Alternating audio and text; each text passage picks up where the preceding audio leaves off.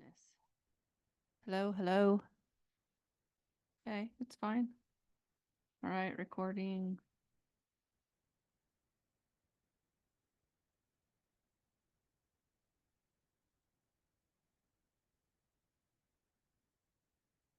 Open. Goes where?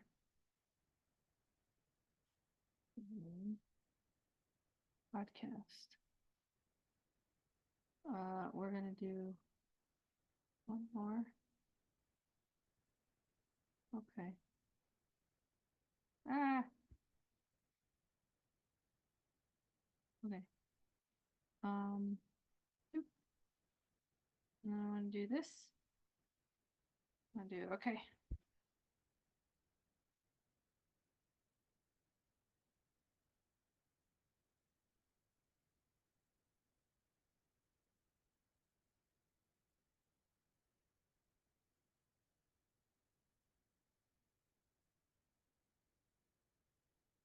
Testing 1, 2.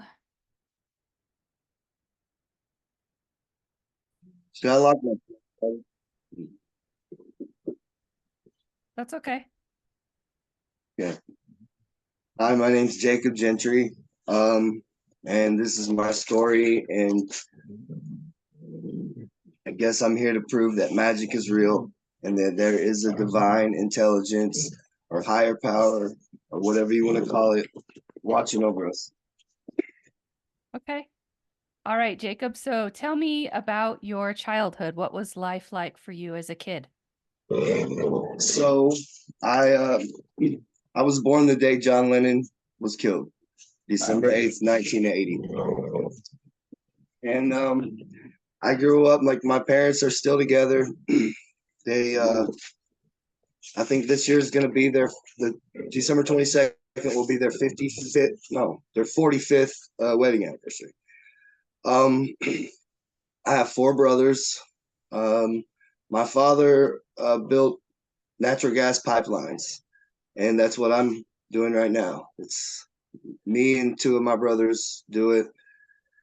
And I traveled a lot as a kid. I went to school in a lot of different schools, across the country. And some people they say like, oh, that's bad to do to your kids, but I don't think so. Like I'm grateful for the opportunity to meet different people and see places and things that a lot of kids that I grew up with never got to do. I know a lot of people that have never been outside our little town. I'm from Middle Tennessee. Um, Sometimes I would stay home with my grandmother while my dad would go off to work or my family would go off to work. I would stay back with my grandmother. I was really close to my grandma.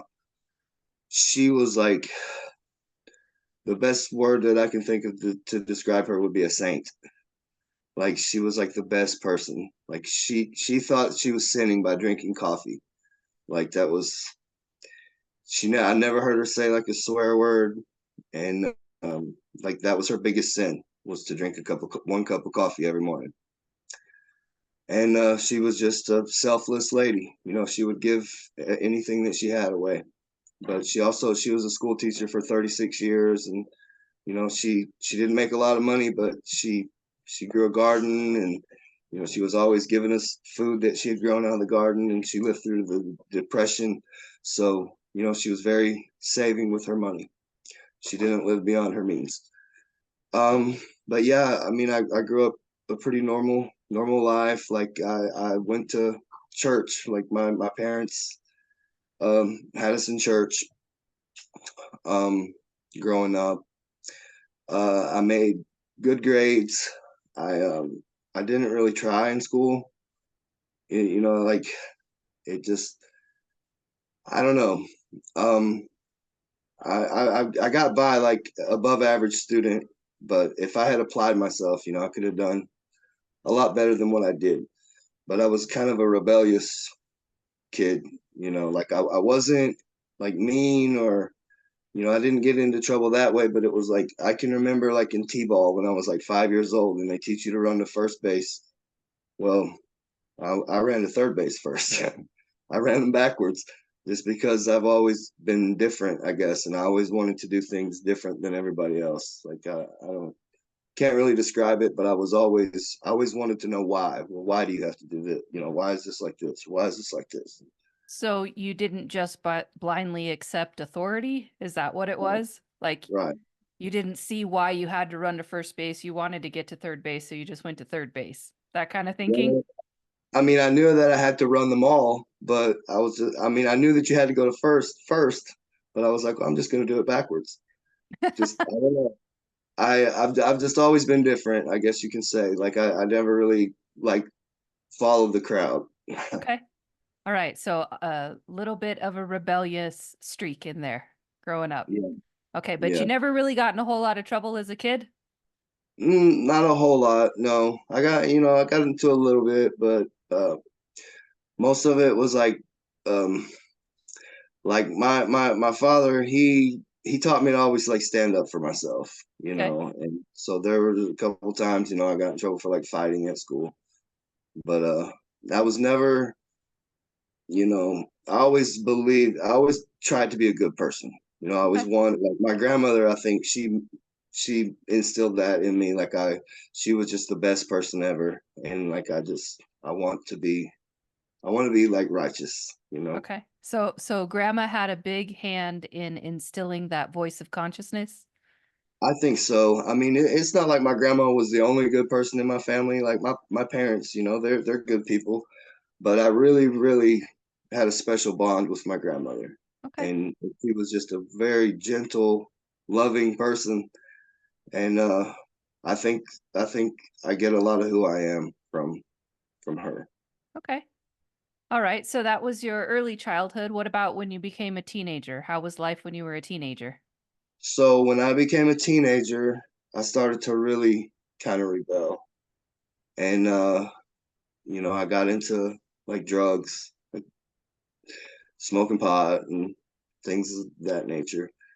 And so, I mean, not really until not much. Like my parents were super strict. Like I wasn't allowed to like go to parties, and I think like I've had several friends along the way that were like preachers' daughters and preachers' sons, and it seemed to me like they were always wild and like rebellious. Hmm. And I kind of coined the term the preacher's kid syndrome. And my parents weren't preachers, but I grew up in a strict family and went to church every Sunday, and wasn't really allowed to like go out on the weekends and stuff like that. So I kind of rebelled a little bit. When I left home when I was 18 and I was able to do whatever I wanted, I started to kind of drink and do things that I shouldn't do. Uh, so when I was 18, I went on my first pipeline job to Iowa after I graduated high school with my father and worked out there and saved up quite a good chunk of money in that summertime. And then I came home and I started college at Tennessee Tech University. I ended up dropping out. It just didn't interest me. I had no idea what I wanted to be. I didn't know, what I mean? Like they want you to pick a path. I signed up as educate general curriculum. I was undecided, Hmm. and I went for one semester, and I got sick, and I went to the doctor. They told me I had mono, so I'm like, they were like, well, you can withdraw from school. I said, yeah, let me do that. And I just never went back to college. Like it wasn't for me. And I guess I found out a little bit later in life a lot more about myself, why I was never really big on educational systems or any systems that are put in place these days. But so uh, the next job I went to was in Michigan. I ended up meeting a girl there, and I didn't come home. I stayed up there. I moved to Michigan for 7 or 8 years, and so I lived there. I didn't come home to Tennessee much. I had was kind of like having friction with my father. We weren't getting along very good, and I wasn't really doing right. I wasn't doing the things that I should be doing. I was messing with drugs and people that I shouldn't mess with, and but anyway, so I'll tell you this. Um, while I was up there on that job in Michigan, this is because this story involves, like supernatural things. The first time I ever went to a psychic was when I first got into Michigan. And I had taken a friend up there with me from Tennessee and gotten him a job with me. And we went to the Ingham County Fair in Mason, Michigan. And we were just two lonely young dudes, and we were just looking for some girls to talk to. And we went out because the fair was going on. This was in the year 2000. And we get there, and as soon as we got there, I saw a tent, and it said Miss Crystal's Psychic Readings. And now, like when I was a young boy, I was always like obsessed with, you know, my mother. She read like she would read like romance novels and stuff. She would take us to the library, and in Cookeville, Tennessee, the Putnam County Library, they had a in the basement they had a children's library. And for some reason, they had all these books on ghosts and witchcraft and telekinesis and, like bending spoons with your mind. Like I was reading this stuff. Like my mom taught me how to read, like before I could even go to school, like I could read. And so I would get these books about supernatural things, psychics. Like I was just obsessed with this stuff. And but I had never been to a psychic until I went to that fair. I was 19 years old. And I told my friend, I said, hey, I'm gonna go in here. Like I've always wanted to check this out. So he stayed outside the tent, and I walked in there, and there was a sign. It said $10 for a palm reading, $10 for a tarot reading, or $15 for both. And so I pulled out my wallet and I gave the lady $15, and I said, I want both. She handed me back the five, and she was like, I'm not going to charge you full price. I can tell you're a generous person. And I was just like, cool, thank you. I didn't think too much about it, but it was kind of weird. But she she looked at me and she said, what's this about a truck? And like my jaw dropped open, and I was like, what? And I heard what she said though. And she said, yeah, you bought a truck and somebody's mad about it. And that's like exactly what was going on in my life. Like my grandfather had come up from Tennessee to Michigan to visit us, and I needed a truck for work because I could get paid. I would get a gas card with free gas, and then get paid $30 every day for driving this truck to work. And so I gave my grandpa like $2,500 and was like, "Get me a work truck. I need a 4-wheel drive." And I came home from work, and there was this old 1986 Chevy Silverado sitting in the driveway. I get in it and start it and drive down the road, and the radiator blew up. And yeah, yeah, my dad was so mad. He was so mad at me for just letting my grandpa just pick me out of the truck. And I didn't see the big deal, like, so what? I mean, I still made all my money back by buying that truck before that job was over, 180 bucks a week. That's almost $800 a month. And I worked there probably 6 months. So the truck paid for itself. But my dad was so mad about this. Like he wouldn't talk to me like for a couple of weeks. Like he was so mad he would not talk to me. And that's what was going on in my life. And that lady, she knew it. She said, you bought a truck and somebody's mad. And I was just like, I think I started crying because it just shocked me so much. I was just like, how does this lady know? And she told me, like, you think your dad doesn't love you, but he does. She said that he doesn't feel well, and he gets like irate because he's in bad health. And she said that he has something wrong with him that nobody knows. And that was true. We found out not long after that he was diabetic, and now he's like going blind. Like this was what, 24 years ago. But yeah, she told me that. She told me I was gonna fall in love that winter with a girl with blonde hair like me.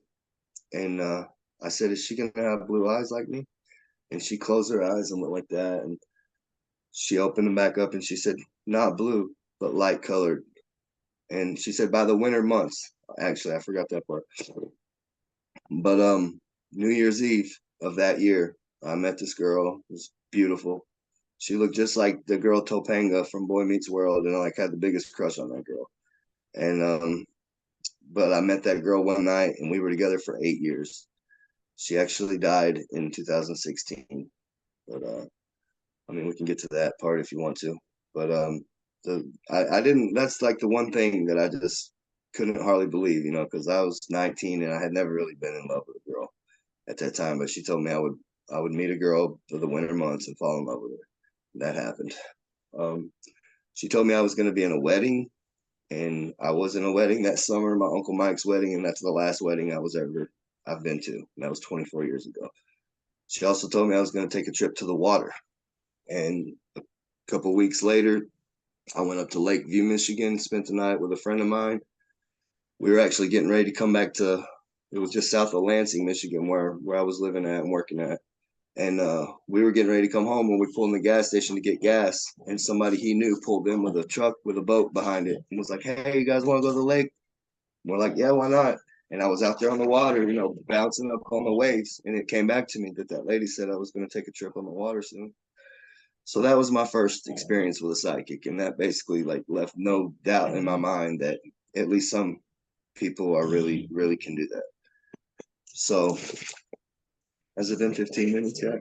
We ready to? Yeah, yeah, you did great. So now let's get into whatever the starting of your big story is. Okay, so in 2008, I I had been on a pipeline job in New Mexico, and I'd always heard that you can buy like pounds of weed in like Texas and New Mexico, like down by the border for like $200. And in Michigan or Tennessee, that's 16 ounces. That's like $100. That's $1,600. So you can take $200 and turn it into 1,600 if you're got enough. If If you're you're savvy enough. if you're brave enough, yeah, to drive across the country with a trunk full of pot. So, long story short, I my brother was working in Wisconsin, and I went up there to try to get on the pipeline job that he was on, and they told me like, oh, I mean, this kind of a long story, but I'm going to condense it.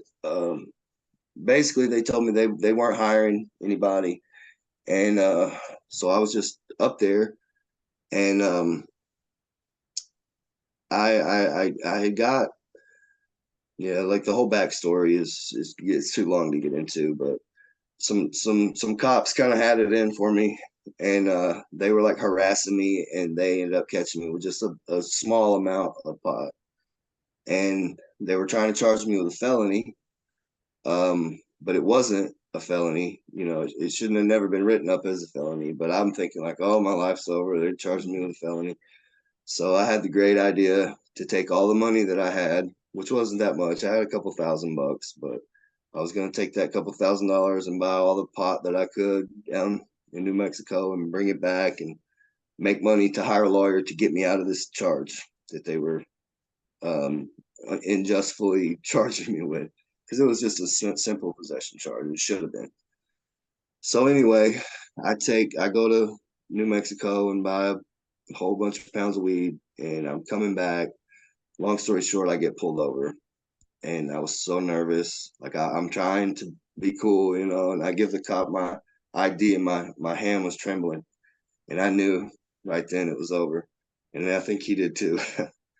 So he put me in the back of his car and ripped my truck apart, and it was all packed inside of a big speaker box in the trunk. And I saw him lean over and smell the speakers, and he turned around and like pointed like a gun. Oh, what Man, happened? I don't know, but that sucks. Okay, That so you must have been so scared. Like yeah, yeah, trembling, no doubt. it was nerve wracking for sure. And so anyway, he takes me to jail in Van Buren County, Michigan. Like I got all the way back. Like I was like an hour from home. I just drove like 48 hours and was almost back home. And anyway, I bailed out, and so I'm staying at my buddy's house, uh, and my brother called me and said, "Hey, you still looking to go to work?" And I said, "Yeah." And he said, "I can get you on working on the environmental crew in Pine Island, New York." And I'd never heard of that place before, so I looked it up, and I told him like, "Yeah, yeah, tell him I'm on the way." Now, I had met this girl at a strip club, and You know, she she like the police had just took my truck and took everything that I owned. And this girl actually, you know, bought me a Greyhound bus ticket to go to Newburgh, New York. But while I was out on bail, I was on my way back to Wisconsin to go to court for the. It was just a simple possession, but by the time I got to court, they'd already downgraded it. The cop was he was trying to scare me into telling on people, was what it Yeah. was. He offered to tear the ticket up if I would tell on people, and I was just like, look, man, you know, I don't do that. I don't believe in that. Like, if I done something wrong, it's my fault. It's not nobody else's. Uh, and he said, well, I'm going to give you 3 days to think about it.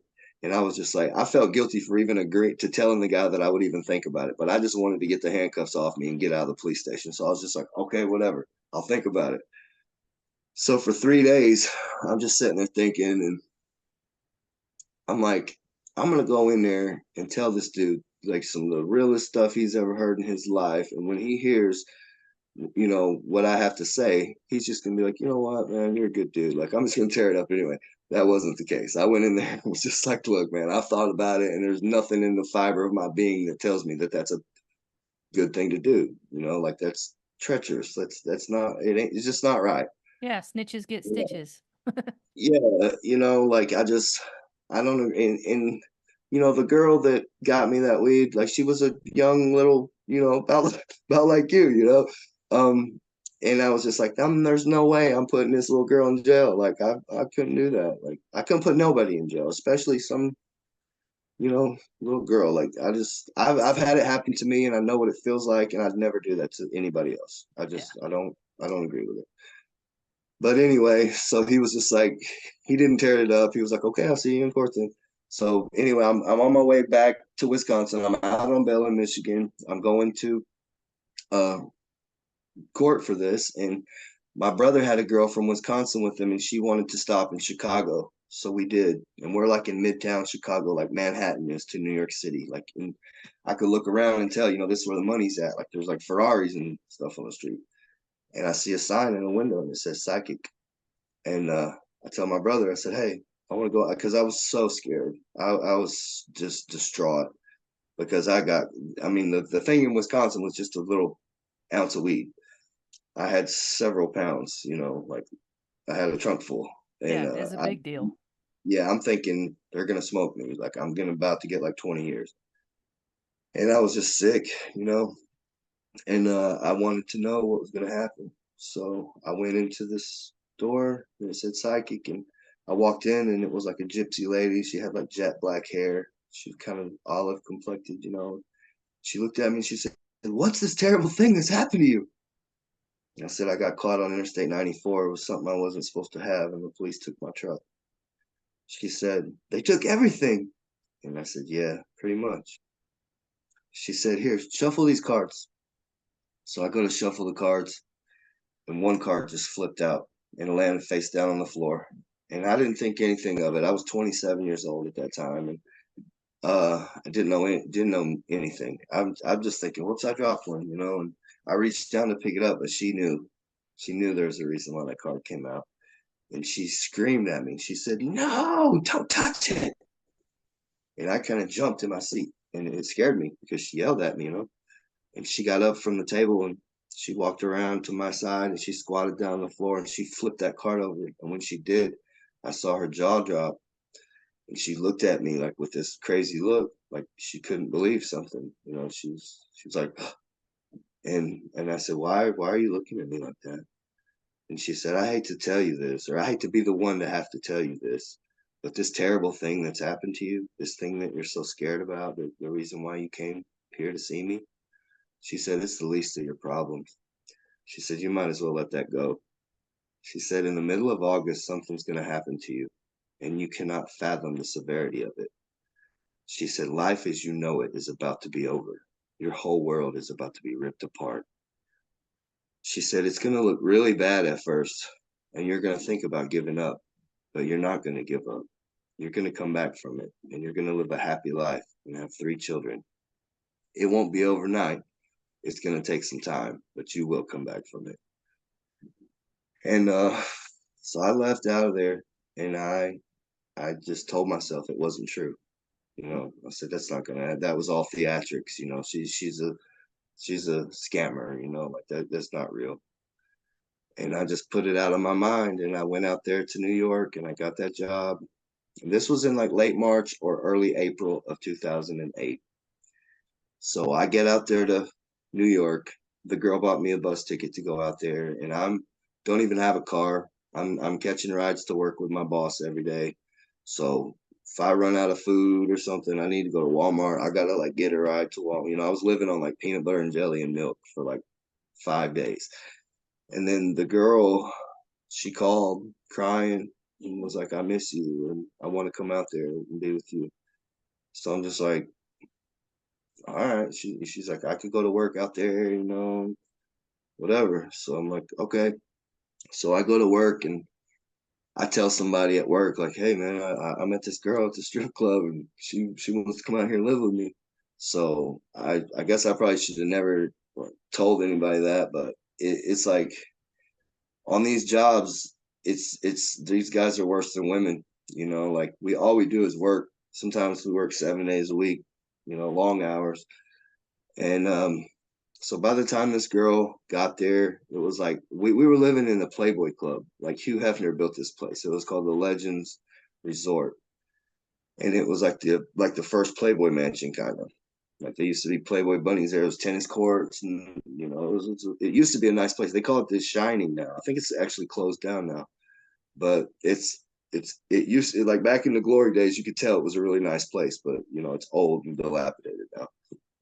But anyway, like so by the time the girl got there, like every dude on my job was just like waiting, and so when she got there, I was like,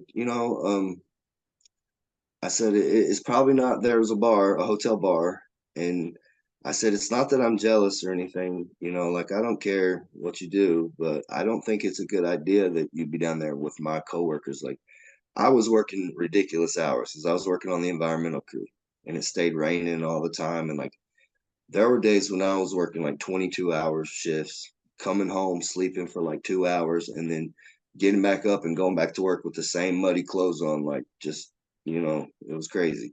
I was working like over 90 hours a week. And a lot of guys, they were working like 60 hours a week. They'd get off at 5 o'clock and come home and drink at the bar.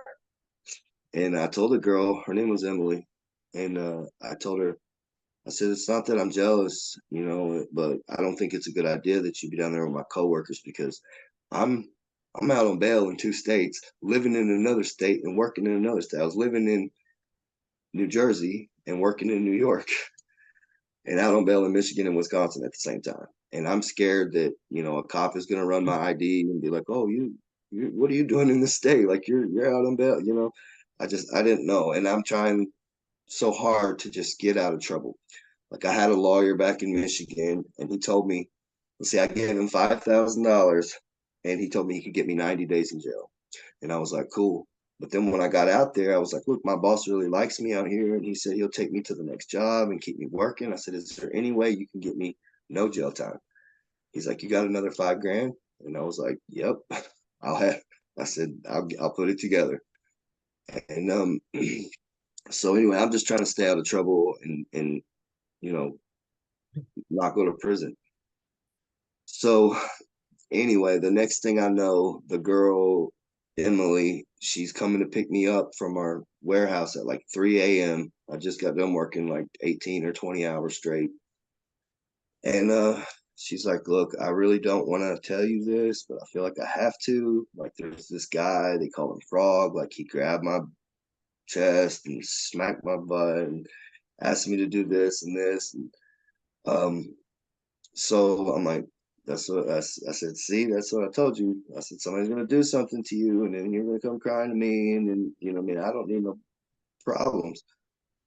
So I tell her like, look, I'll talk to the guy. I'll tell him to leave you alone. I didn't want to fight the dude, but like I go to work, and I'm like, who is this guy that they call Frog? And it got back to him that I was asking about him, and I'm sure the people went back and were like, oh, that dude's looking for you, that girl's boyfriend's looking for you, he's do this and that. But I never said I was going to do nothing. Like I didn't want no trouble.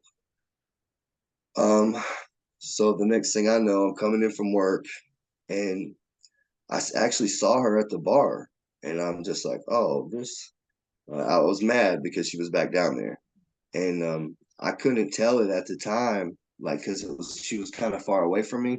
But when she got up close to me, I could see like she had like her nose was swole up, and she had like she was getting two black eyes, like somebody had beat her up.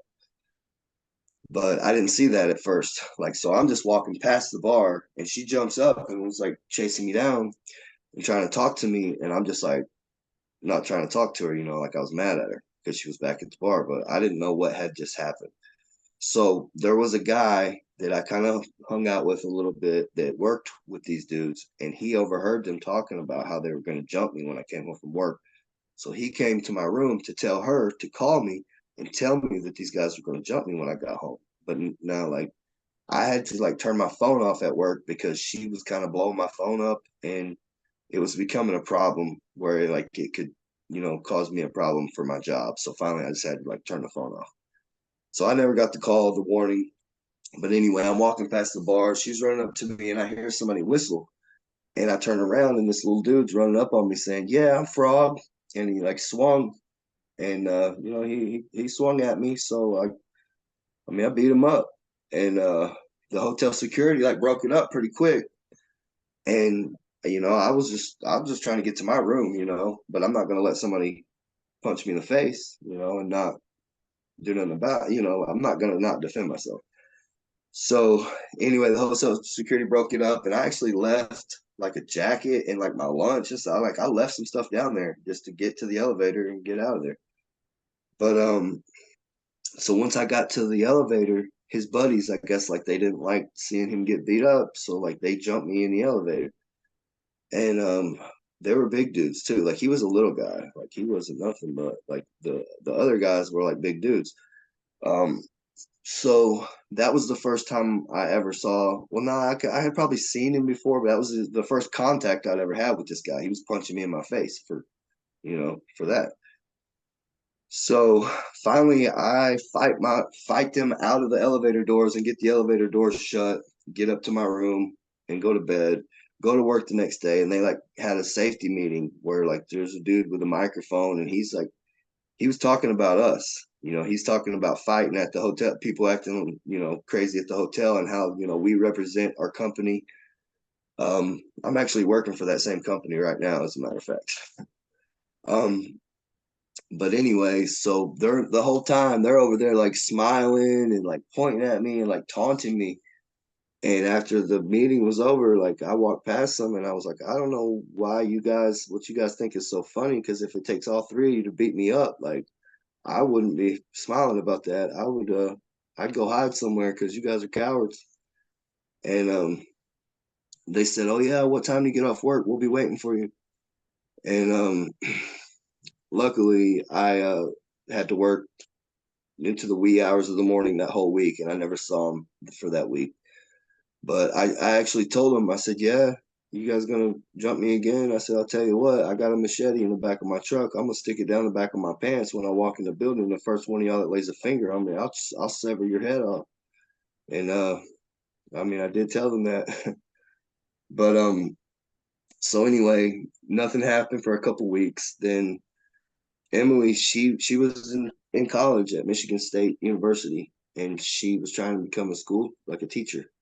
And she had like one test to take before she could get her certificate to become a teacher. And she went home to do that and passed her test. And she's on her way back, and she calls and she said, "Hey, I'm like 5 minutes away. Can you come outside and walk me in so nobody bothers me?" And I was like, "Yeah, I don't see why not." I said, "I'll be down there in a second." So I throw on some shorts and some shoes, and I go down there, and she's like, "Hey, stop at the bar and grab us a drink." And she said, "Get me a vodka and tonic and whatever you want." So I said, "All right." So I stopped at the bar, and we were kind of friendly with the girls that worked there at the bar, like that. That's why I kind of understood her going down there, because there was like the only females in the building, pretty much, was those two bartenders. And anyway, so I go to order her a drink and me one. And while I'm ordering the drinks, this guy comes up to me and he says, "Hey, I know you don't know me, but I just want to come tell you, Frog and his boys, they're over there, they're on some BS, and they're about to jump you again. And he said, if I was you, I'd just go back to my room. And I said, well, I appreciate the heads up, bro, but I don't care if Hulk Hogan and the Ultimate Warrior and Randy Macho Man Savage are down here. Like, I ain't running from nobody. And so I pay for the drinks, and I walk outside with them. And as soon as I walk out the door, I hear that voice. I heard the dude behind me whistle, just like he did the first time. He was whistling, and I'm just thinking to myself, well, maybe if I just ignore it, he'll go away. And so I just don't pay no attention to him. I just keep walking, and I can hear him going, "Hey, hey, hey!" And then finally, I'm walking down the sidewalk. He runs down the grass and runs around me, and gets in front of me on the sidewalk, and he pokes his chest out. And I stopped and I said, "What, man?" He said, "You got my drinks." And I was just like, "What?" And he said, "Yeah, you got my drinks." And I said, I was just kind of shocked, like I couldn't believe he was saying this. But so I'm like, "No, I don't think I do." And he said, "Yeah, I think you do." So I'm like, "All right." I knew what was about to go down. So I turned around and I set the drinks down on the sidewalk, and he started punching me, before I even set the drinks down. But I'll never forget that. Like, somehow I set those drinks down while this dude was attacking me without spilling them. And Priorities, right? right, yeah, like, you're not gonna make me spill these drinks, dude. I set the drinks down and I turned around and I beat the hell out of this dude. And at some point, his buddies were out there, and one of them like punched me in the back of the head, and I turned around and I saw there was like five of them, and I was just like, "Look, I know y'all don't want to see your friend get beat up, but I'm not trying to fight nobody." I said, "Get him and get the hell away from me. Like, please, just leave me alone. Like, I don't want to fight y'all. I don't want to fight him. I don't want to fight none of you guys." I said, "Please, just leave me alone." And I think I kind of struck a chord with them because they were like, "Frog, you might want to rethink this." They're trying to talk to him, saying, "Hey, you might want to rethink this, Frog. He's whooping you."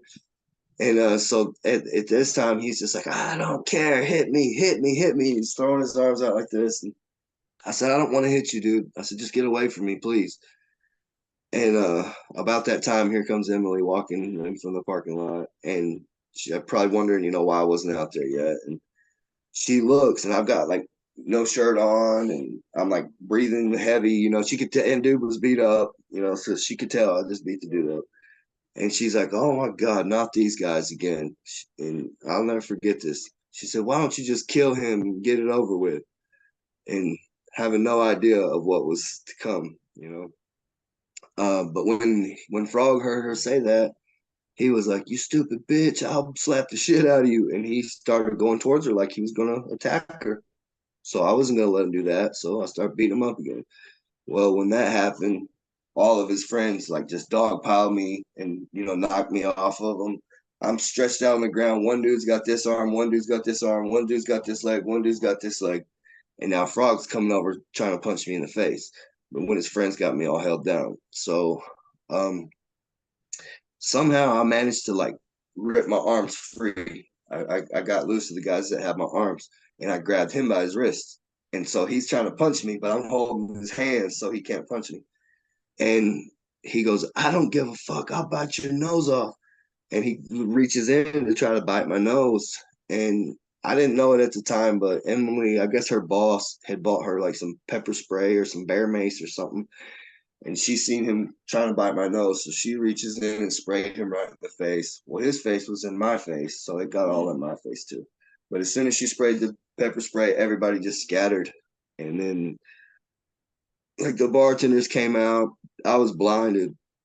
They brought me a glass of water and I was like pouring it in my eyes, trying to be able to see. And I had to like feel my way to the elevator because I was blind. I couldn't see. I finally get back to my room. And not long after that, I hear a knock at the door. And I was like, "Man, that's either the cops or them dudes found out what room we're in." So I go to the door and it was the police. And I opened it and they said, "Are you Jacob?" And I said, "Yes, sir." And they're like, "Can we come in?" I said, "Well, I'd rather come out there." So I go out into the hall and they said, "We heard what happened to you. We just need to know you're okay." I said, actually, I'm not okay. So I didn't come out here to raise hell and get drunk and party. I said I come out here to get a paycheck and go home in peace. And I can't even come home to where I live without having to fight these dudes. Like I had to fight three people the first time. This time it was like five of them. Like what I got to do? Fight 10 of them next? And they said, well, unfortunately, when two men fight in the state of New Jersey, it's not even a crime. It's just a disorderly person. They said if they used a weapon on you or you were seriously injured or we personally witnessed the attack, then we could take somebody to jail. But, you know, unless you're seriously injured, I mean, we can't do nothing about it. So I'm just like, all right, whatever. So the next day I get a newspaper looking for houses to rent. I found a house in Port Jervis, New York. I went from driving 20 minutes to work and 20 minutes home to an hour to work and an hour home. I went from paying $750 a month rent to $1,500 a month rent with $1,500 down. So it was an inconvenience for me. Um. Anyway, as we're packing up to leave, the bartender Michelle, like she saw us, leaving, and she ran outside. I was like, "Oh, where are you guys going?" I said, "Man, I got to get out here." I said, so "I'm gonna kill one of these dudes. Like I'm not just gonna let people beat me up."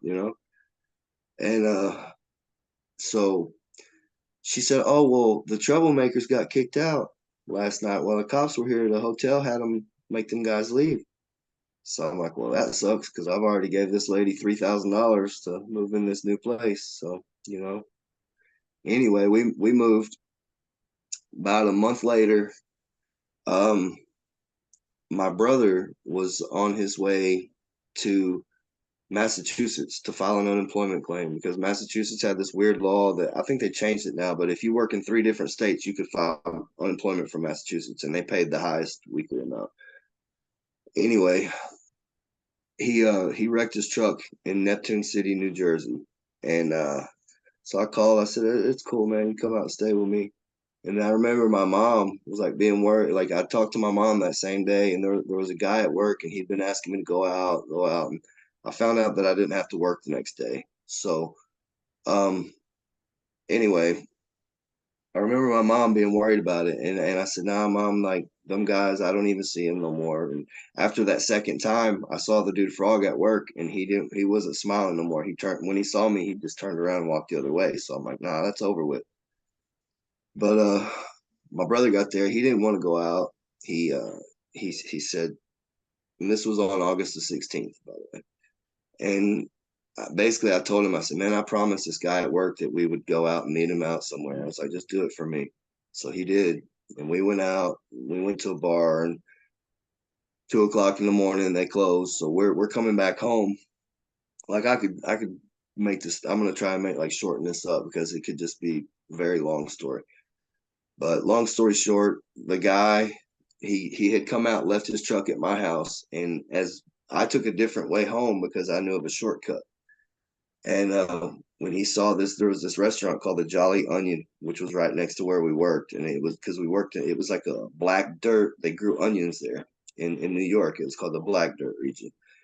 And anyway, he saw that Jolly Onion, and he was like, he knew we were close to the hotel where I used to live. And he's like, "Hey, can you just drop me off, and I'll get a ride to get my truck tomorrow?"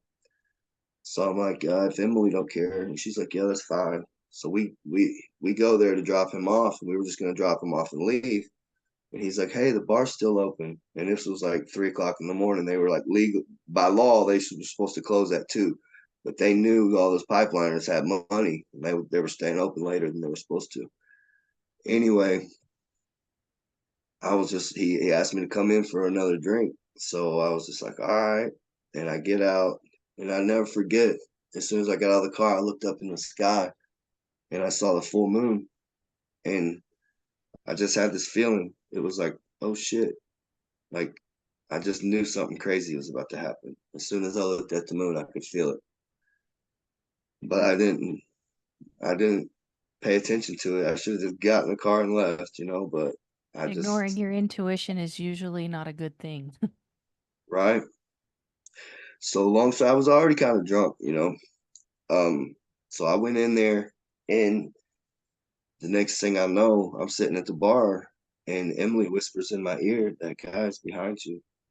And I turn around and look, and there he was, like glaring at me, like the biggest one of them all, you know. And I was told they all got kicked out, but obviously not all of them. Only part of them got kicked out. So anyway, he's holding his hand out to shake my hand, and like I didn't take it. And my brother was like, "Who's this?" You know, or what's going on, or something like that, because he could tell, you know, something wasn't right. And I was like, "This is one of the guys that was jumping me." And the dude didn't like that I told my brother, you know, about our situation we had. And he was like, "I ain't got to jump you. I'll take you outside and beat your ass." And I was like, "No, not tonight. You won't." And he said, "You want to go outside?" So I just walked outside, lit a cigarette. I quit smoking since then. But yeah, I lit a cigarette. He got up in my face. You know, I walked off, you know, walked away from him. And he you know, kept following me. And eventually we started to fight. And he was choking me, biting me. And, you know, like I was like 155 pounds back then. I'm almost 250 now. It's crazy how much bigger I am now. I guess that's what happens when you get old and stop doing drugs. But anyway, long story short, you know, the dude got knocked out. I went home, threw my clothes on the floor, went to sleep. Didn't really think nothing of it. I just felt like David and Goliath. I just slayed a giant, you know. And I'm like, well, he won't bother me no more. And I wake up to pounding on the doors and gold badges all on the doors and windows. And I heard them like they knew our names, like they knew Emily's name and they knew my name. And I'm just like, and they said, this guy, Dave, he said he had a fight with you last night. Could that be true? And I was like, yeah, it's true. He's like, we need you guys to come with us. So they put us all in separate cars and take us to the police station. And I'm just like, yeah, well, I guarantee you he's not telling you the whole story. So I told him everything that I just told you. I told him the whole story. And I kept saying, like, you know, what's going on? Like, you guys didn't care when I was getting my ass whooped. Like, why do you care he got beat up? And they're like, well, he's hurt a little worse than you think he is. You know, they and so finally, this was on a Sunday, and they take me into a courtroom, and there was a judge and everybody in court, and I'm just like, where do they have court on Sundays? You know what's going on? Like nothing was making any sense. Like I felt like I was in a dream. And I asked the cop, I said, "Am I gonna have a bail?" And he's like, "Yeah." I said, "Because I like one of the reasons I went out is because I was celebrating because they were promoting me at work on Monday. I was gonna become a foreman, or not a foreman, but a straw boss, like a labor foreman. But anyway, he said, "Yeah, you'll have a bail." So I get in there and I stand in front of the judge, and they tell me I'm charged with first-degree murder. And I'm just like, I'm looking behind me, like, who are they talking to? Like, I'm Yeah. just here for fun. And I turn around and I'm just like, what is going on? Like they say, the first stage of grief is denial, because I heard very well what they said, but it just did not register in my mind. I'm like, no, no, I didn't kill anybody. Like that's just not happening. This is not real. So as they're pushing me out of the courtroom, I looked at the detective and I said, "Hey, that guy didn't die." And he just looked and like nodded his head, like, "Yeah, he did." And so that's how I found out I was charged with murder. And so I was in the county jail for 3.5 years. I kept filing speedy trial motions, telling them like, "Look, give me my trial, try me. You know, I'm ready to go to court. Like I want my speedy trial that the Constitution allows me." And they kept putting it off, putting it off, putting it off. And the judge was like, "Oh, 3 years isn't a long time." um, but eventually, I went to trial and they acquitted me of first-degree murder, but they found me guilty of aggravated manslaughter, and they gave me 35 years. And they gave me the maximum sentence they could have given me, even though I mean, and I was just like, there's no way 12 people are all gonna find me guilty. You know, so there's gonna be at least one person to stand up for me and say, no, I ain't doing it. But somehow in that first trial, all 12 of them found me guilty of that. Showing the difference between reckless manslaughter and aggravated manslaughter is you showing an indifference for human life and ignoring a possibility of death, or showing an extreme indifference for human life and ignoring a probability of death. Now, the medical examiner said that the guy was estimate. And they asked me, how many times did you hit him? 50? I was like, no, like maybe like 10. And the medical examiner, he said approximately 11 blows. And I'm like, I don't think hitting somebody 11 times is probably going to kill them. You know, there's Right. UFC fighters that get hit 100 times in a fight. So anyway, I go to maximum security prison, like the worst prison in the state of New Jersey. And I'm down there with just mafia, just people that just done the most heinous, atrocious things, like to women and kids, and that had a effect on my psyche. I think I felt like the world had just thrown me away in the garbage. That's what they thought of me. That I'm down here with these people that just, Yeah, that bad seems people. like a really intense result for some guys who just couldn't leave it alone. Right. And So wait, I'm confused on one part though. You said that you didn't know what had happened to Emily. You said she had started getting bruises, like she had been hit. What yeah. happened?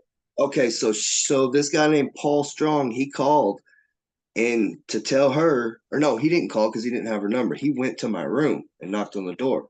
And he said, hey, you need to call him and tell him that they're waiting to fight him. They're waiting to jump him. Right. So she went down there and like to confront them. And the guy, I don't remember what he said to her or what he did to her, but she ended up punching him in the mouth with her keys. So he was friends with this female that was like a truck driver that worked with us, and she was a big old lady, and that lady just beat her ass because she punched Frog in the mouth with her keys. Like she ripped her hair out and like broke her nose and blacked her eyes. Like she beat her. Wow. And actually, Emily went to the police and told them, like, look, these people are terrorizing us, and we want you to do something about it. Like, I could probably sue the hell out of them. I probably should. That's probably been too long now. But yeah, like she went there and told them the whole everything that was happening, and they were like, I had the police report, and this isn't something else funny. Before somebody died, it was like 2 sentences long. Emily came into the police department and stated that she had been assaulted, and and it even said that she told them like what the guy did to her, and they said they were investigating as it was a possible sexual assault. They never did anything. They never did nothing about it Yeah, they until never after seem to somebody care.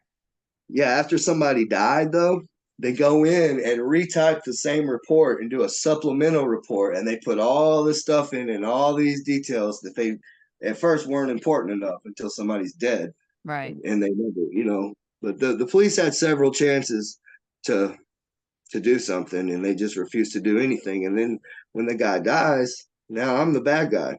Right. Now my face is splattered on the newspaper every time I go to court. It's front page of the paper. This was in I mean, Sussex County. I think it's the largest county in New Jersey, but it's the least populated county. So it's like a rural area, and it's not a lot of crime there. So the last murder case before me was like 5 years earlier. So it was like big news in the county.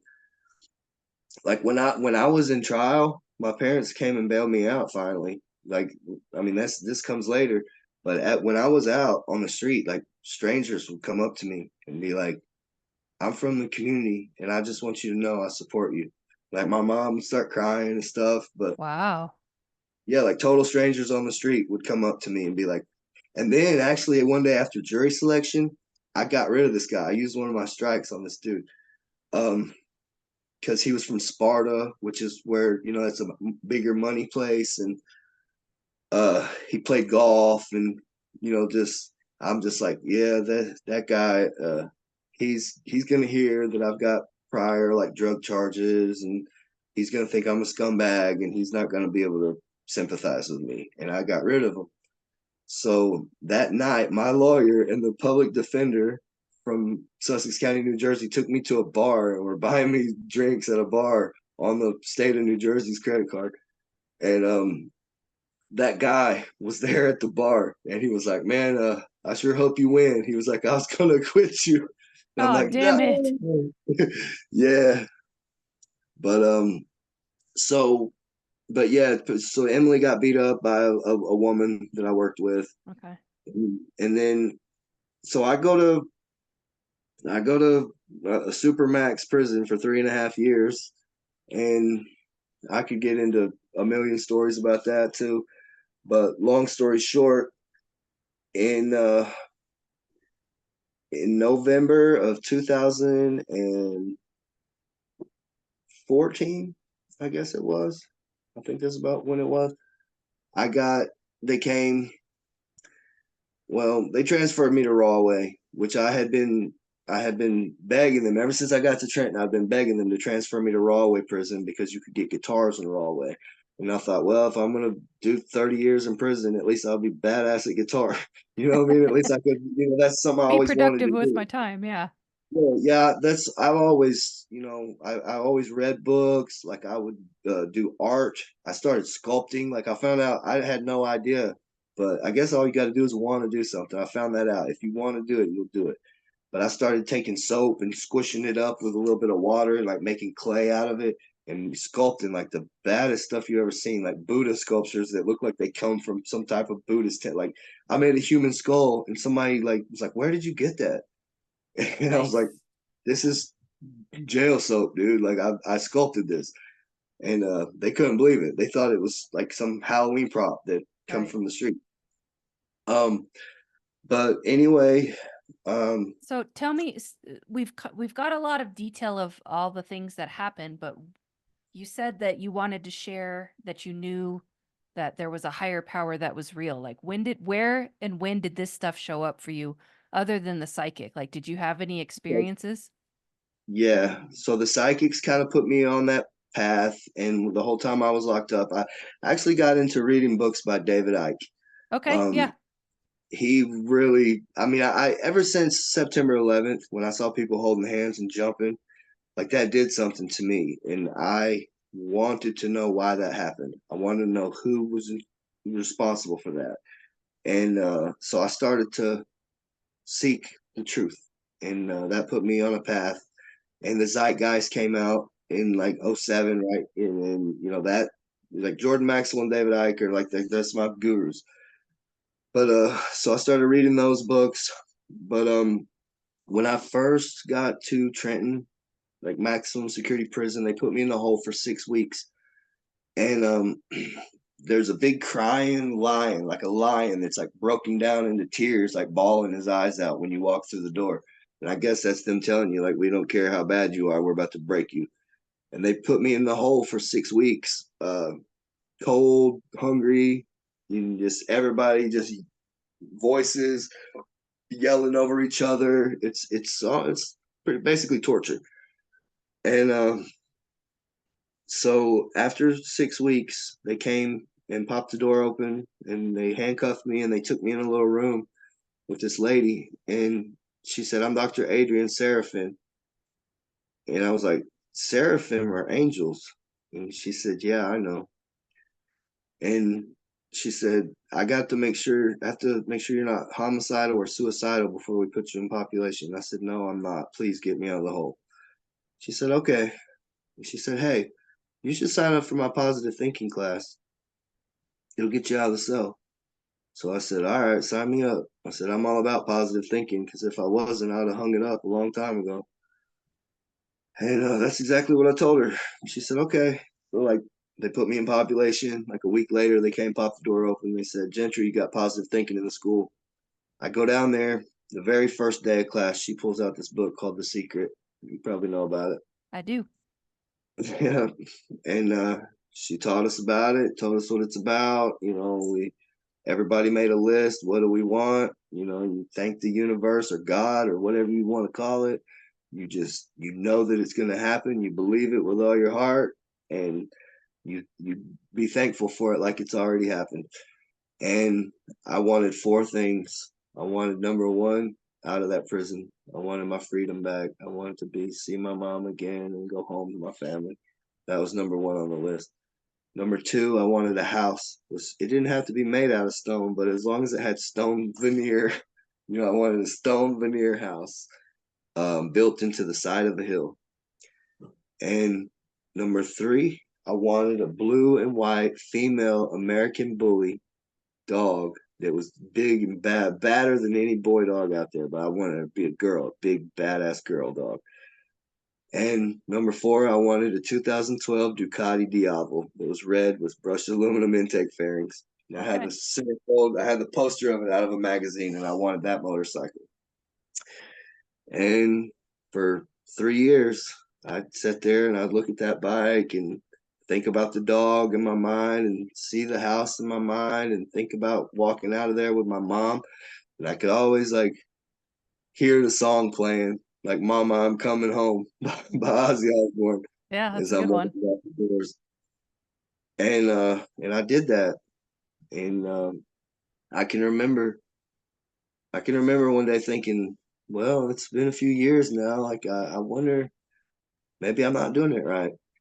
And then this, all of a sudden, one day there was Gentry, pack it up, and so well, on my birthday, I got transferred to Rawway.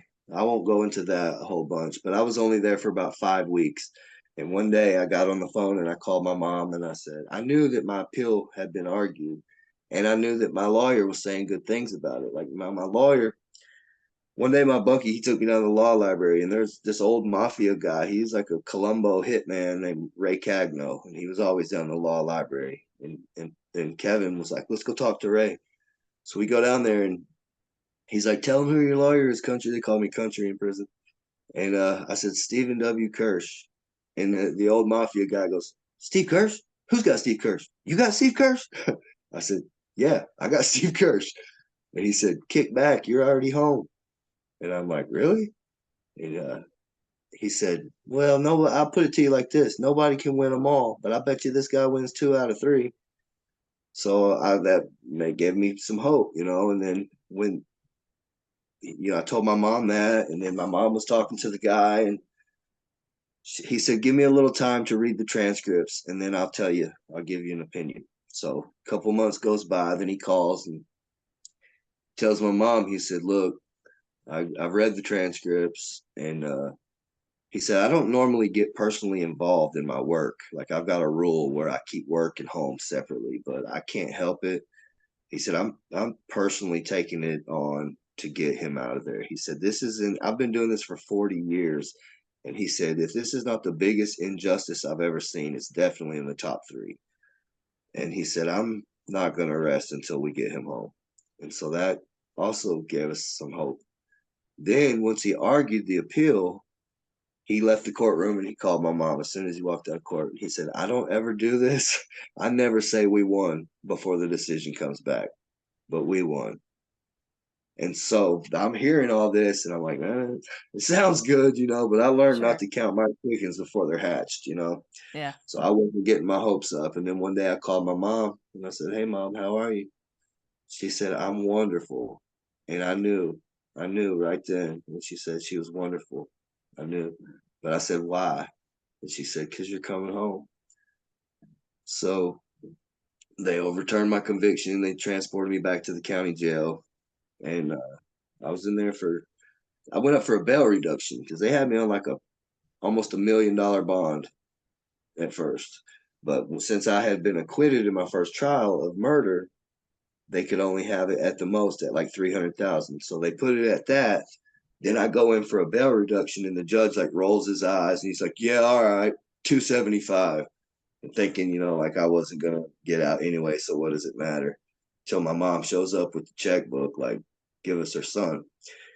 And the prosecutor like threw a fit and was like, over my dead body, he's getting out. So my appellate attorney tells my mom, like, you get him and get out of New Jersey as fast as you can because they're so corrupt here. He said the cops are dirty. He said they'll plant drugs on you and get both of you locked up because they're mad. They don't want him out. Gross.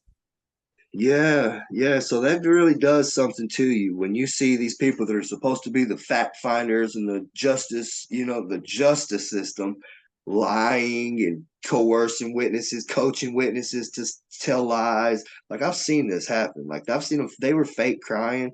Like one of the bartenders, right? She gets up there and pretends to cry over this dude right after she just got done saying that he threatened to murder her and her kids. And the only reason that she even said that was because I got a paper copy where she filed a complaint. They had records of it at the hotel. The security had records because she filed a complaint that this guy said the victim, and I had so much stuff that I could have showed. Like they're getting up there saying that he was a good husband and a good father and all this stuff, and I've got PPOs from his wife talking about where he bit her in the face and where he tried to break her arms and smashed her head in the sink and all these domestic violence reports, but they wouldn't let the jury hear none of it. Like they try to paint this dude out to be like a good guy, and they try to paint me out to be this bloodthirsty killer. And it's wrong because they're not after the truth. They just want a conviction. Yep. You know.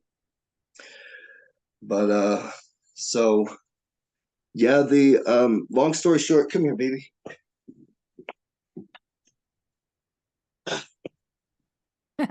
You got your baby. Oh my This is goodness, she's so big. yeah. What's her name? Her name is Queen Boudica Blueface. She's named after a Celtic warrior queen that died in battle when the Romans killed her husband. And she like rallied up his troops and marched into battle and fought to the death, after that. So, but I got it all. I sued them for, I was eventually exonerated in my second trial. I sued them, settled out of court for like just shy of $250,000, 225,000. After I paid the lawyer, I got like 130 grand. So I bought the house, the motorcycle, the dog, and I had my freedom. So there was that. That's amazing. Then I'll tell you, I don't know how much more time you got, but I can tell you A little bit. Your several story's really things. good. I'm gonna have to edit out quite a bit, but it's a good story. So keep going. Okay, I hope people like it. So I had never heard of angel numbers Hmm. until last year. Um, but I kept noticing, I kept seeing 111 on the clock. Every time I looked at it, it was either 1111 or 111. Then one day I'm driving down Highway 111 with 111,111 miles on the odometer at 111. Shut up. Yeah, I posted. If you look on my Facebook and go back far enough, like you'll see a bunch of crazy stuff. So anyway, I'm telling my little brother about it, about seeing the 111 everywhere and all the time. And his girlfriend overheard it, and she said, "Those are angel numbers. Like that's angels trying to talk to you." That was the first time I'd ever heard of that. So a couple weeks later, I'm sitting in my room watching. I don't normally watch TV at all, and I subscribe to Iconic Television, so I watch David Icke videos. But anyway, I'm watching an old Kurt Cobain interview on YouTube, and I was interested in whatever he was saying, and I started to go do something else, but I didn't. I wanted to pause it. So I go to pause the TV, and when I did, I look at the screen, and I just happened to pause it at 22 minutes and 22 seconds into the video, and I'm looking at that 22:22, and I couldn't look away from it. Like something, I was like stuck. I could not look away. And I'm just like, in my mind, I'm like, what is going on? Like, why can I not look away from this? And I hear like a voice say, what day is this? I didn't like auditorily hear it, but in my mind, something just said, what day is this? So I think about it and I'm like, it's February 2nd, 2022. It's two Two, two two, two two, two. two two. And so like my hair, every time I even tell this story, like my hair like stands up. I get the chills. But I'm freaking out a little bit now, but then I still can't look away. And then I hear the voice say, "What time is it?" So finally, I reach in my pocket and I pull my phone out of my pocket and I break away from the. That was the first time I could even look away from it. I look at my phone. It was 10:22 p.m. So I'm like, well, I think to myself, well, there's two twos. And then I hear, Military time is 22:22. yeah, the voice in my head said, what is that in military time? So I didn't even know at first. Like I had to like count it up. And then I was like, oh my freaking God. And I'm like, I still get chills every time I talk about it. And so I Google it. Why do I keep seeing 222? And it said these are numbers of peace and harmony. and like angels are watching you and you're on the right track and you're doing what you're supposed to be doing. Good things are around the corner for you. So I made a Facebook post. I posted that on Facebook. Then a couple months later, I got a job offer. I went out to California, making good money out there. I'm on my way to Los Angeles one day and start to get sleepy, like falling asleep at the wheel in just outside, just north of LA in Santa Clarita, California. I've lived there. And oh wow. So maybe you know where the coffee stop is at. But there was a gas station and it said coffee stop. And like I'm about to fall asleep at the wheel. So I see the sign that says coffee stop. I'm like, "Hmm." I get off. I'm like, I gotta wake up. So I pull in there and I park and I walk in and like there's this petite, cute, like young girl there working. And as soon as I walk in, she's like, your tattoos are awesome. I want to be your friend. Here's my phone number. And I said, I'll never forget this. I said, do you believe in magic? And she said, well, yeah, I'm a witch. I said, all right, cool. And so I gave her my number and I never even noticed it the first time I saw her. But the next time I was coming through there, I stopped again to see the girl. Or no, I was like, you're hella young, aren't you? She's like, I'm 23. I'm like, well, all right, whatever. And anyway, the next time I stopped there to talk to her, I was coming through there again. Some woman pointed it out, and she had a tattoo of 111 on her throat. And I was like, wow. Also, I have a giant 111 like this big on the back of my truck with 11 stars around it. And I was like, wow, that's crazy. I was like, look at the back of my truck. And she looked and I had the 111 on my truck. And so, that was crazy. Then a month or so later, a girl well, she's from Alabama, but she lives kind of close to me now. She flew out to California to see me. And I was taking her back to the airport to go back home. And I pull into this hotel in El Segundo, California. And I got a room and I'm standing at the front desk. I park my truck, right in front of the little lobby door. And I get out and I walk in there, and there was a pilot and two flight attendants standing there, at the front desk before me. And I look over to my right, and there was a flight attendant standing next to me, and she was a young, petite, in her early 20s probably, and pretty. And I look at her behind her ear. She had 222 tattoo behind her ear. And I just out of nowhere, I just said, why do you have that tattoo behind your ear?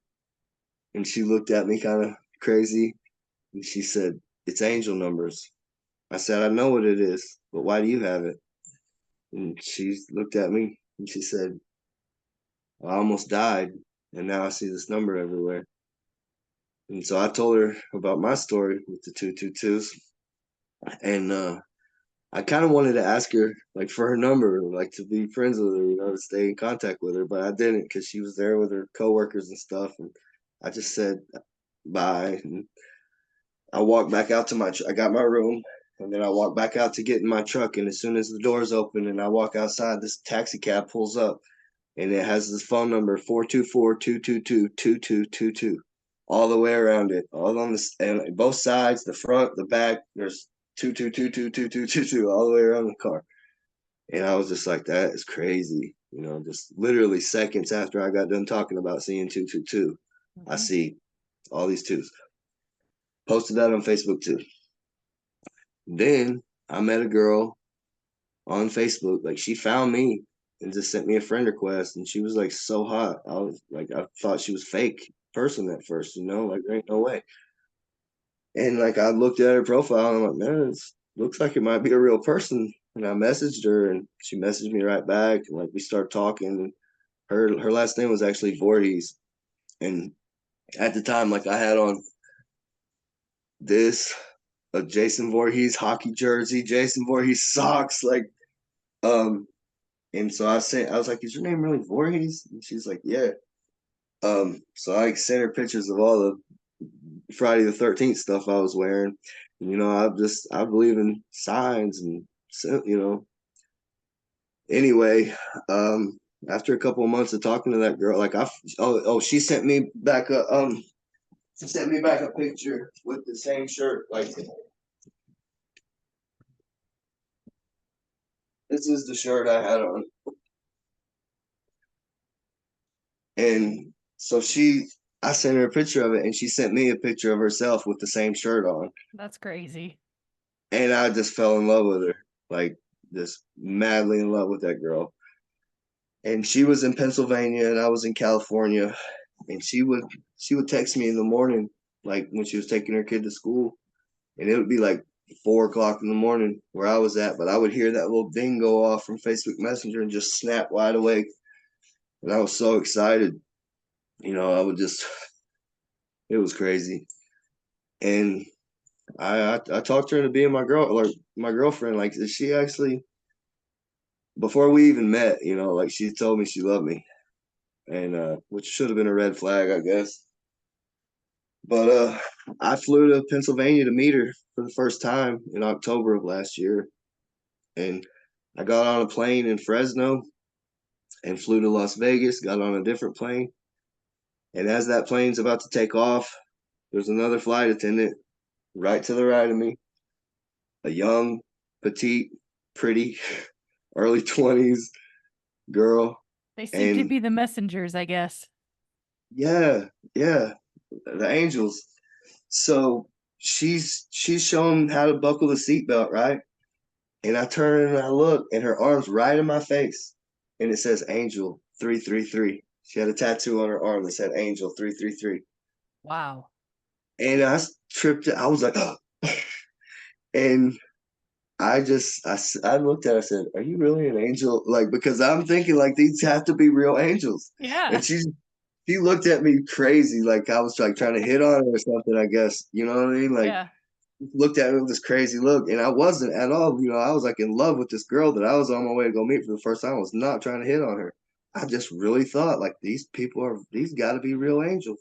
Well, I also think it's super interesting. Like the first numbers that you saw were the 111 and then the 222, and now you've got the 333. That's a lot to process. Then I showed up to Newark Airport, and my girlfriend was there to pick me up, and she had on a necklace with 444. Shut up. Yeah. And then That's when I'm flying crazy. home, I'm sitting next to this girl on the airplane, and she had just gotten married, and we start talking about angels and God and angel numbers and all this stuff. And so she smiles and she pulls out her birth or her wedding certificate, and like the certificate number was 222. And matter of fact, I just paid my rent, and the rent receipt was 02222. And but anyway, she told me she was born at 222 in hospital room 222, and so was her sister. And they're not twins; they were born different years, but in the same room number, which was 222, at the exact same time, which was 222. That's crazy. And her wedding certificate was certificate number 222. But yeah, there's just life is just super interesting, man. Like, Do you and have you I could seen go any more on and numbers? on. Like so Well, after yeah. after you went to Pennsylvania, like what happened after that? So I ended up moving to Pennsylvania in May of this year. Like we were in like a long distance relationship from October to May, and like I would fly her. Like I flew her out to California, and she rode back to Tennessee with me, and then I flew her from Nashville back to Pennsylvania. Like she'd come stay with me for like 4 or 5 days, every couple months, and she video chat me every night, would text me every morning, say good morning, and video chat me every night. Told me she loved me. Like we planned to have a baby, named it, and everything.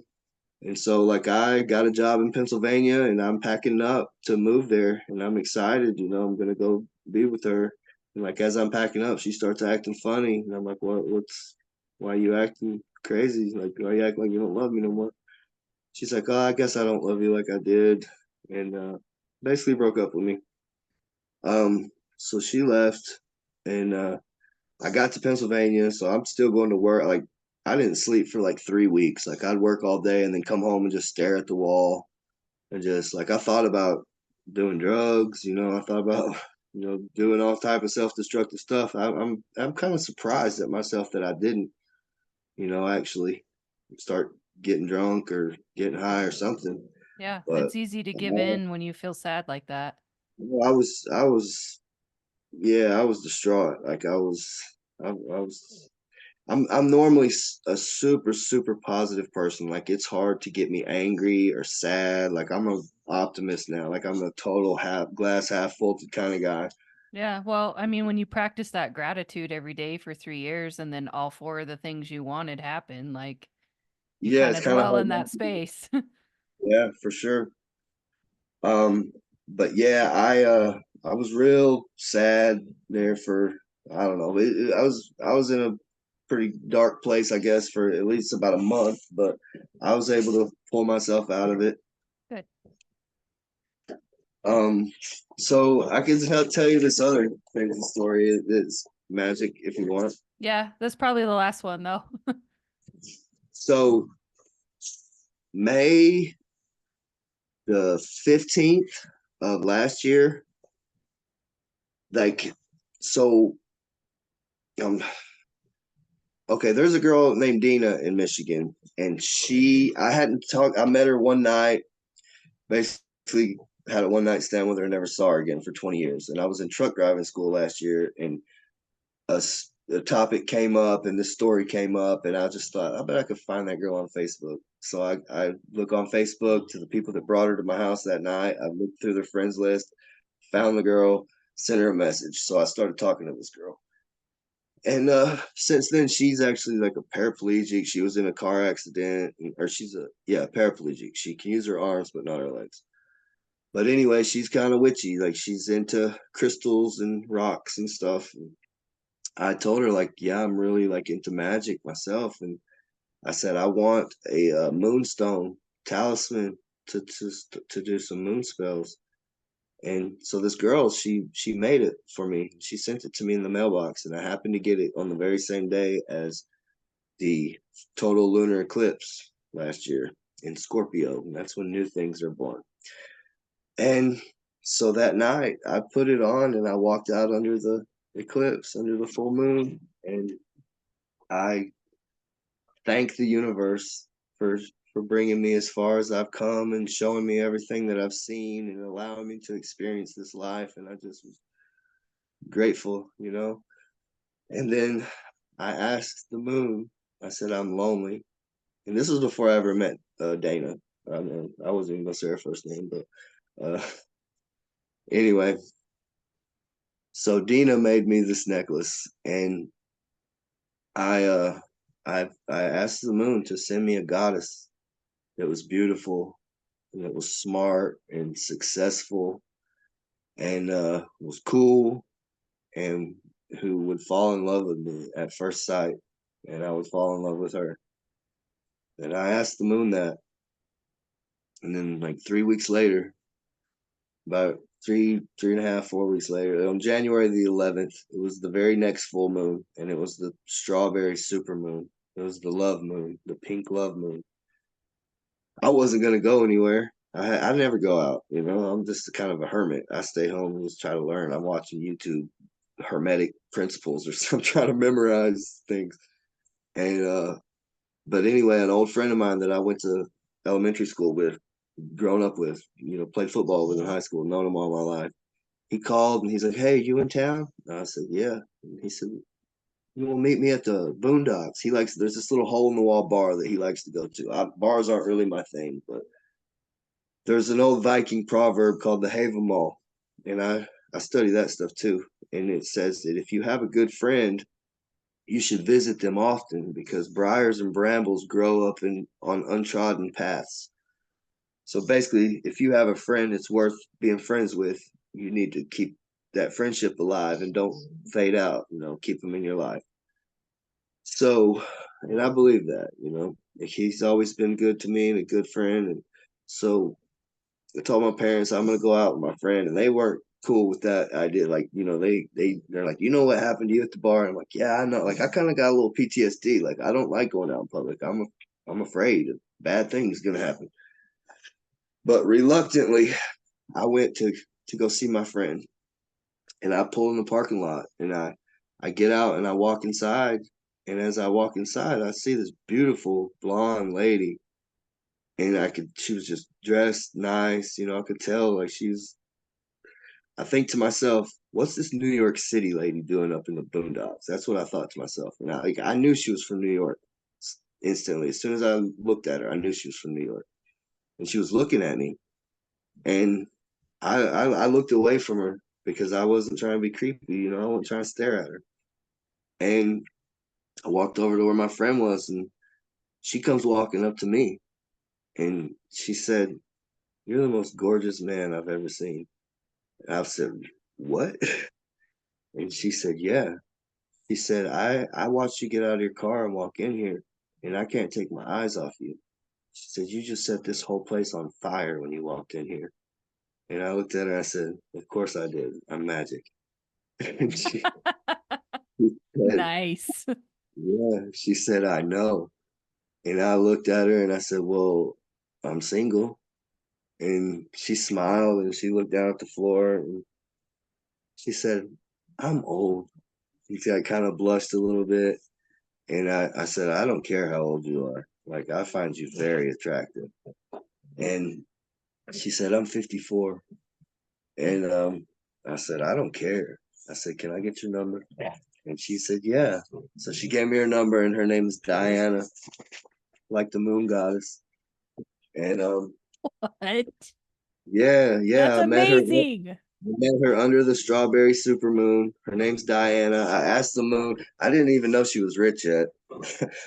My friend found that out, like, because when I came home and I couldn't stop thinking about this lady, and I told my friend, and he like stalked her on Facebook or whatever, and he's like, "Dude, she owns a travel agency." I'm like, "So what does that mean?" He's like, "That means she's rich." But I don't even care about that, like Right. that That's don't not the I point. wouldn't care. I wouldn't care if she was dead broke. She's awesome. Like she's like angelic, really. Like she's such a proper lady. Like she doesn't smoke or curse or like she's just I don't know. She's awesome. But anyway, like I ignored my friend all night and she ignored her friends all night and it was like magical, like it was probably like the most magical encounter with another human being I've ever had. And eventually she went home and I went home and I woke up the next day and like I called my mom. I said, "I think I fell in love with an old lady last night." And she was like, "What?" And I said, "Yeah, like I think I just fell in love." And so I I played I found her on Facebook actually, but I had her phone number, but there was like a million people with her name but she described her picture and it was like she owned the coffee plant. She owns property in like 27 different countries. She also sells real estate in New York City and edits books. She's smart, she's beautiful, she's cool, she's everything, all that stuff. So anyway, I found her on Facebook and I sent a voice message and I played my guitar and I sang the song Tennessee Whiskey by Chris Stapleton. And Hmm. she messaged me back and was like, "Was that you?" And I was like, "Yes, ma'am." And she was like, "Oh my God." Like she was like impressed by it, I guess. And then I said, "Look," I was like, I want you. And she's just like, "No way." And I was like, "Yeah." And so we started talking and like she would call me like every day. And like her best friend was like a soap opera actress on one of those big soap operas. And like they would call me one day. And uh anyway, for a few months, I didn't sleep. After I met her, like I could not sleep for probably 45 days. I literally like might have slept 30 minutes a night, if that. And usually I was just up 24/7. Like I was like, I'm freaking magic. Like it was very shocking to me like I still can't believe that it happened. Like you specifically said you want this, this, this, and this, and then she literally appeared. Yeah, yeah, it's nuts. And And stuff like you that can't tell still me. happens all the time. I mean, okay. Yeah, I know you said that was the last one, but let me tell you one more. Okay. So I hate to admit this, but I actually went back to prison. after coming home for drugs. And it's a long story. I could try to justify it and explain myself and all that, but there ain't really no justification. Uh, but that was that. I'm on parole right now. But while I was in prison, I was studying hermeticism and magic and all numerology and just all of it.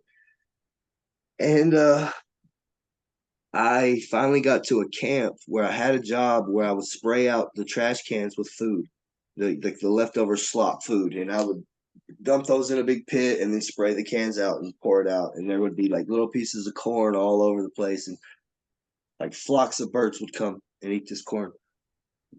And every day, as I'm spraying these cans out, I'm like talking to these birds telepathically, and Oh, the birds know. I'm trying to get one to land on my shoulder. I'm telling it, like, land on my shoulder. Like, I'm not gonna hurt you. Like, land on me. And I would do that. Like, I was making like runic talismans and all kind of like the dudes that I worked with thought that I was a complete nut job, you know. But yeah, I don't care. I don't care what they think. I'm like, yeah. Well, one day I told them, they were laughing at me, and I said, I'm gonna summon an eagle today.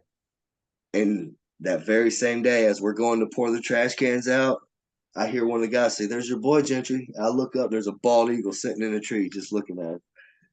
So anyway, like I was always trying to talk to these birds, these little birds, to try to get them to land on me, but it never happened. Long story short, it never happened while I was in prison. But as soon as I got home, I was home for about 2 weeks. I'm going to I'm helping a neighbor build fences, and we're putting in posts and concrete. And we ran out of posts, so he gets on the tractor to go get more posts. And I sit down on 3 bags of concrete, and this blue jay just flies down and lands on my shoulder.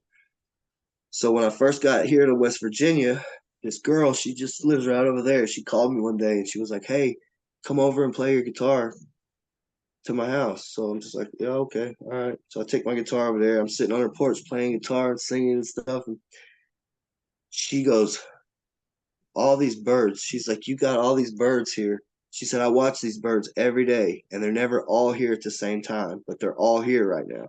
And she said, "It's because of you." So I set the guitar down and I start to tell her the story about the bird landing on me. And as I'm telling her the story about that bird landing on me, this little baby mockingbird flies down and lands on me. And I just picked it up, and he's just sitting in my hand, and just he sat on me for like 30 minutes. I actually went live on Facebook. That's the only time I've ever went live on Facebook. I'm like, yo, this bird just landed on me as I was talking about telepathically summoning birds. Like, magic is real. I got a story for you. So, I was dating this feller for like 2.5 years, and everything was groovy. And I told him the only thing I can't handle, so please don't, is the suicide stuff. Cause I cannot process that shit. Like I shut down. So I thought, being a good relationship, I was like, just don't do that to me and we'll be cool. And everything was good. Like he proposed, we were going to get married, things were great. Well, he wasn't real thrilled with the fact that I didn't want to move in with him, but he lives an hour south of where I live and my kids live an hour north. And when I have the kids, I'm the one taking them to school, and so I didn't want to drive 2 hours to do it, but he didn't want to give up his place. And I was like, well, we're at a standstill because I'm not moving south. Sorry. Well, he didn't like that he couldn't control my behavior, or at least that's my interpretation. And he lost his job. He knew he was going to lose his job like 6 weeks in advance. He lost his job the day before we were supposed to celebrate my dad's 65th birthday. And my dad never, ever celebrates anything. Like, I don't remember ever celebrating my dad's birthday. It was a big deal. And so, dude says, well, I got laid off. I can't come. And I'm like, what do you mean you can't come? We've been planning this for like months. Like, all of a sudden you can't come. And he says, well, if you cared about me, you'd come down here. And I'm like, dude, I'm not leaving my dad's birthday because you got laid off and you knew it was coming. Like, sorry. Well, then he threatened me with suicide. And I was like, dude, I can't do that. If you're going to threaten me with suicide at the drop of a hat, like this is something that you knew was coming, whatever, whatever. Anyway, so we broke up because I was like, you did the one thing I said I can't handle, and I meant it. Like, I got to stay true to me. I can't be dealing with that. And so I got down on my hands and knees and I prayed for the first time in 5 years. And it was the first time I talked to God in 5 years because I was mad at God. Anyway, And I said, God, send me my dude, because I can't do this again. Like I can't get this attached to someone and introduce him to my kids and have him just bail on me like that. So just send me the one. Otherwise, I'm not going to do it. And I had this one dude in mind. This one guy I've had a crush on forever, but he was married. So, like, I'm not going to pursue that. Not even going to think about him, because I'm not that kind of person. So I left it to God. This was in January of last year. And then come June, dude messages me and he's like, "Hey, just wanted to let you know, I'm getting divorced."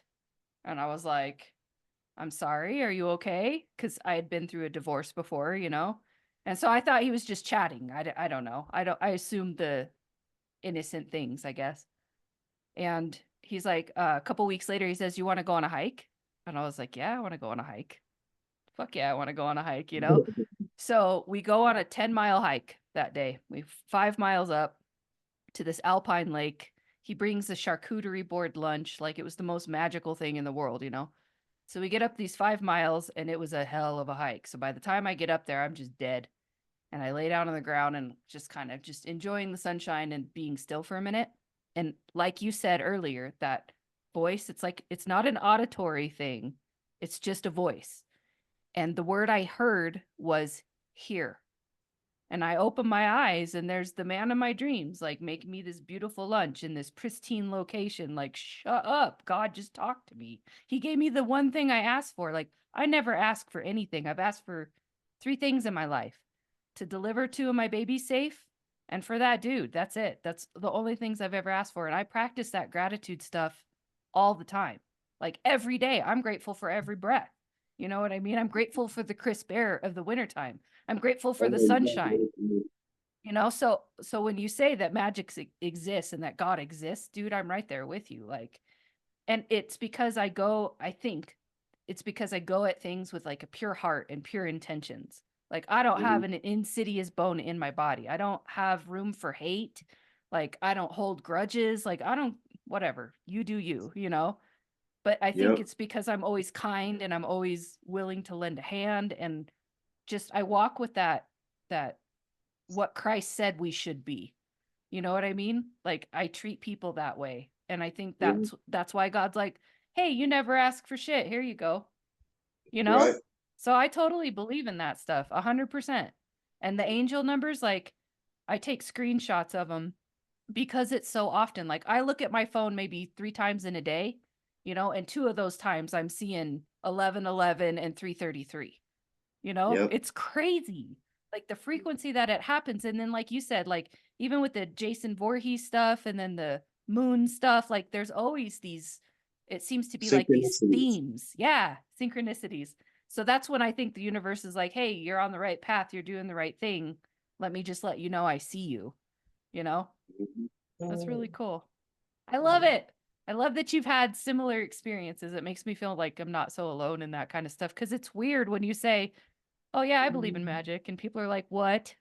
They're picturing a magician on top of a stage doing illusion acts, and it's like, no, no, no, really, it's real. I, Yeah. I mean, we call it magic because I don't think we have the understanding of really all the things, but we're humans. Our brains are this big. So there's no way Right. we could really understand it all, but that stuff's for real. So yeah, the Diana, I kept telling her like the whole time. I was like, "Why are you doing this to me? Like, this is not gonna work." Like, I told her like every bad thing that I'd ever done, like right off the get go. I told her, everything that should have scared her right away, and she stayed there calling, every day. But eventually, she kind of like faded out, and I told her like, "Look, I want to like be with you." And she did call me a couple days ago. She called me on the set. My birthday was just on the 8th. And she was like, I called you a day early because I wanted to be the first person to tell you happy birthday. But then I haven't heard from her since. So I don't know. But we still talk, but we never got together. It's not, that never really happened. Yeah. But just the whole fact of like this, what did happen, it just still blows my mind. And you can't convince me that it wasn't magic, that Right. it wasn't cool. Like, even though we're not like together, but just the fact that I even still know her and we still talk and all that. You never know. She might get just tired of being lonely one. Well, she told me like a couple months ago, the time before the other day when she called, she said that she'd been going to a therapist and talking about how she was guarded and just didn't want to let anybody in. Her last guy she was with just kind of like messed her mind up a little bit. And I think once it started getting a little too real, I think she got scared. Yeah. And she said she was telling her therapist, and she said the therapist told her she needs to just take a leap of faith or whatever and stop being like that. And she said, I'm sure there's plenty of men that would want to be with me. And she said, but I don't want to be with anybody. And then she goes, except for you. And I was just like, Well, maybe it'll work out, you know? yeah, I'm just not stressing it because at this point in my life, I just know what is meant to be will be, you Yeah. know. Yep. I And agree. I don't worry about anything really. Like I live every day, just like you said, thankful to be alive and free. I actually feel guilty like when I'm eating even fast food burgers. When you're in prison and you've been in prison for years and years and years, and the best thing that you've ever eaten in years is a ramen noodle. Things like Burger King are a delicacy. Right. You know, you crave things like that, and so like just I'll just be eating burgers, and I'll think about all the guys that I was in there with that are still there, and probably will never come home and never be able to eat a Burger King hamburger again. And I feel a little guilt over it. Like I guess it's some form of like survivor's guilt. Yeah, for sure. Because you were under the impression you were going to be there forever, but you kept that gratitude and that, you know, practice in place, and eventually it happened. If you can Yeah, tell more people and share your story and let them know, hey, this is what happened to me, maybe it could happen to you, you know? yeah. I mean, that's why I tell it, to anybody that'll listen. I feel like it's my duty as a human being to share this, and if somebody's having a bad, like my brother, he's a really negative person and he's always angry, he's always stressed out, he's always mad. And I try to impart some you know, of me into him. Like, look, like you should just be thankful. Like it's all about perspective. You're focusing on everything negative when you should be looking at the other side of things and being happy that you're not sick or in the hospital or that your children are healthy and smart and you have a good job and you know what I mean? You got so much to be thankful for, but you can't see the forest for the trees. Yep. Yep. If more people practiced gratitude every day, I think the world would be a better place for sure. I Yeah. mean, if they weren't all salty and angry, maybe they could appreciate all the good stuff, but it's a two-way street. Like if you appreciate the good stuff, you're not going to be salty and angry anymore. Well, I mean, you got to appreciate the bad stuff too, because if it weren't for all the bad things, there would be no good. Yep. You have to have something to compare it to, like the Hermetic principle. Everything has a polar opposite, like hot and cold. Where do you stop hot and become cold? You don't. It's all just relative. Right. And like if I hadn't gone through the hellacious things that I've been through, I wouldn't be the person that I am today. Like people are always like, "Oh, I'm sorry that happened to you." Right. And I tell every time I say, I'm not sorry that it happened. Yeah. Like I'm sorry that that guy lost his life. I would never take away somebody from their family, and I feel bad for his children and his parents and everybody involved in that. But I was watching a movie one day. Like I used to sit in my cell and think, well, if I had just gone back home the way I came, or if I had just listened to my brother and not gone out that night, or if I had just not gone outside when he asked me to go outside and fight, or if I had just not gone in when the guy asked me to get a drink, just all these things. If just one of them would have been different, none of that would have ever happened. And I was watching this movie with Brad Pitt in it one day. We didn't have cable when I was first there, but we had this show called or this channel, and they would play movies on Sundays. And it was all staticky and fuzzy. But I was watching a movie one Sunday, and it was The Curious Case of Benjamin Button, where he's born a little old man and he ages backwards and then he dies a baby. And there's a part in that movie where he has like this little girlfriend, like when they're kind of like close to the same age or whatever, they play as kids, and she goes off to New York City to become a ballerina dancer. And long story short, she gets run over by a car, and all she wanted to be was a ballerina. And he's sitting there pondering, why did that have to happen? And all these things all happened like simultaneously. Like somebody was up fighting with their girlfriend all night and slept through their alarm, and somebody's shoe came untied, and this thing fell out the window, and all these circumstances all came together, and it caused that car to wreck and run that girl over.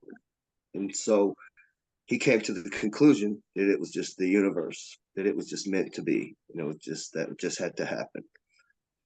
So,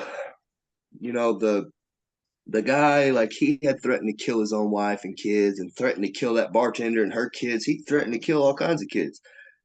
So, the way I see it, maybe I saved somebody down the road from being killed.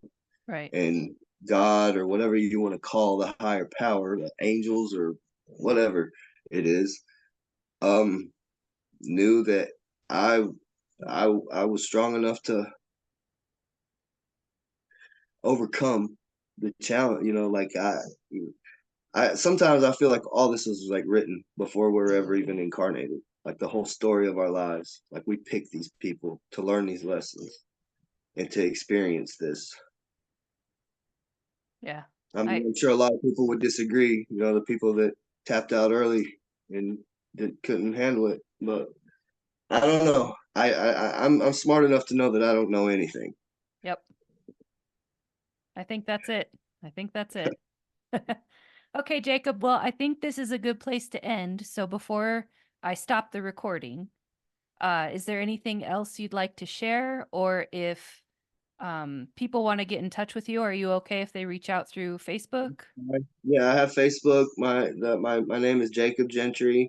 My background picture is a big pink strawberry supermoon, and my profile picture is me in a suit in the courtroom looking straight up at the sky.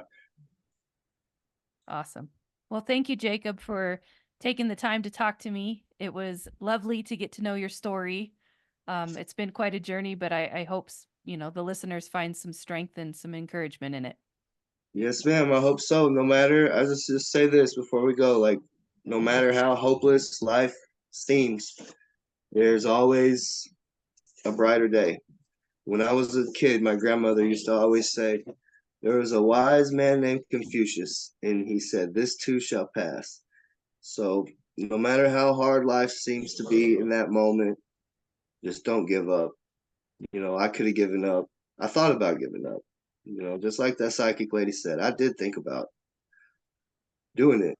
But I just couldn't. So just I hope anybody hearing this, it inspires them to, be strong. And, life is not always easy, but had I thrown in the towel back then, there's so much magical things, and just I'm in love with life. I love babies. I love everything about life, and I'm just so grateful for every breath I take, and I'm just glad that I'm here, and I hope that my story will inspire some other people to do the same.